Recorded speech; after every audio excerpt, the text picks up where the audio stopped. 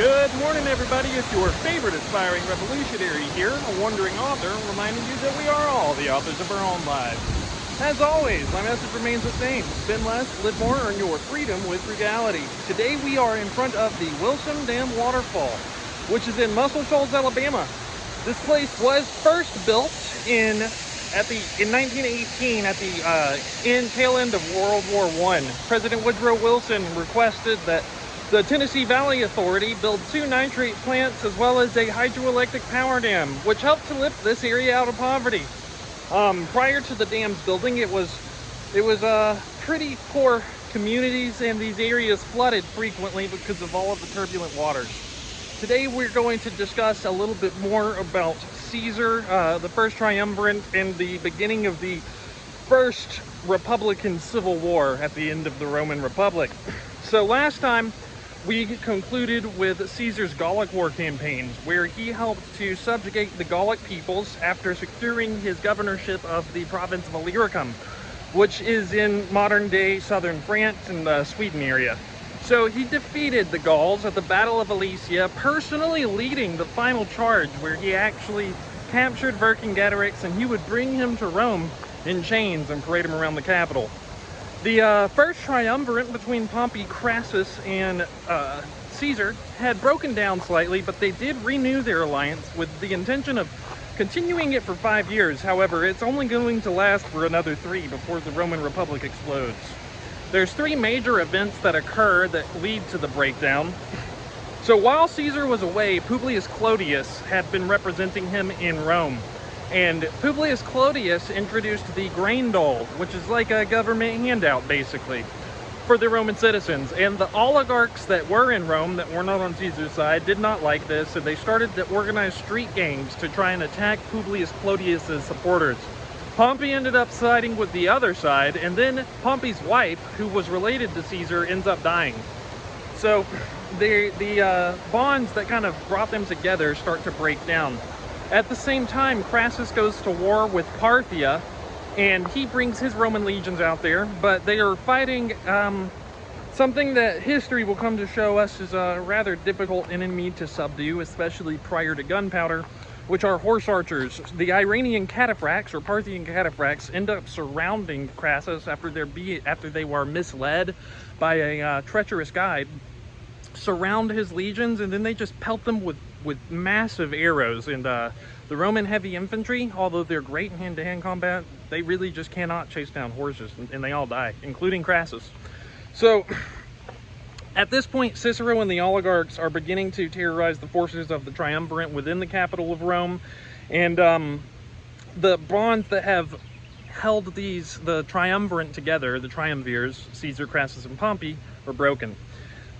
Caesar has been victorious over Vercingetorix, and now he's the most powerful man in the empire, and he's got an army of 50,000 loyal soldiers who are loyal to him alone, not to the Republic. And it's in this environment that the Civil War is about to begin. So before we proceed, we gotta clarify something about how the Roman political system worked. So once you got into political office, you were something called sacrosanct, which just means that you were untouchable. Like, it was illegal to even bring you to court for anything, kind of like our politicians nowadays, right? How often do we see any of our politicians end up getting sentenced or any kind of real, punishment for their crimes? Now, Caesar knew that he was unpopular because of his growing power, and he wanted to maintain office because he only could be considered sacrosanct as long as he was in office. And it's in this environment that the Civil War is going to get initiated. The Senate asks him to disband his legions, which would give up his protection there, and to, voluntarily step away from office. Now, as like a token gesture, they also ask Pompey to do the same, but they both disagree. And this is all a result of the politicization and the corruption of the Roman court system, something I believe we all kind of suspect is happening in our current country.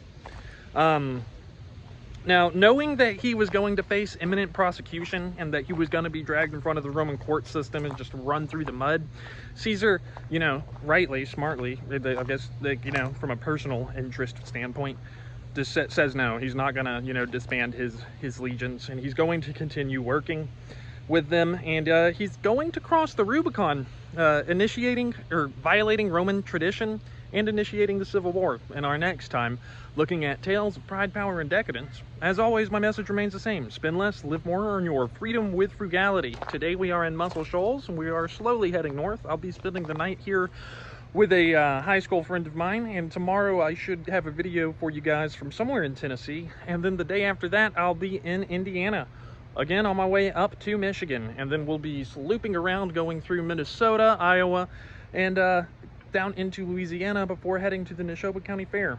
Along the way, we'll continue our discussion of power and wealth and how it corrupts people by looking at what happened to the Romans. We'll continue examining how we can armor our own mind, spirit, and psyche by looking at Stoic philosophy and, you know, what some of our own ancestors have realized were important topics. And then, as always, or as I mentioned last video, we're going to start looking at the economic effects that we're seeing and examining what happened during the Great Depression and the 2008 Great Recession and how we can better prepare ourselves to weather the coming storm. So what are you guys doing in order to inspire, empower, and uplift your communities today? Because you're watching me, and this world is not going to change unless we all do our part. I definitely want to say I love my dad and my family all. I got to spend some time with them, and that was really good. You know, definitely am going to miss them up in this on my upcoming travels.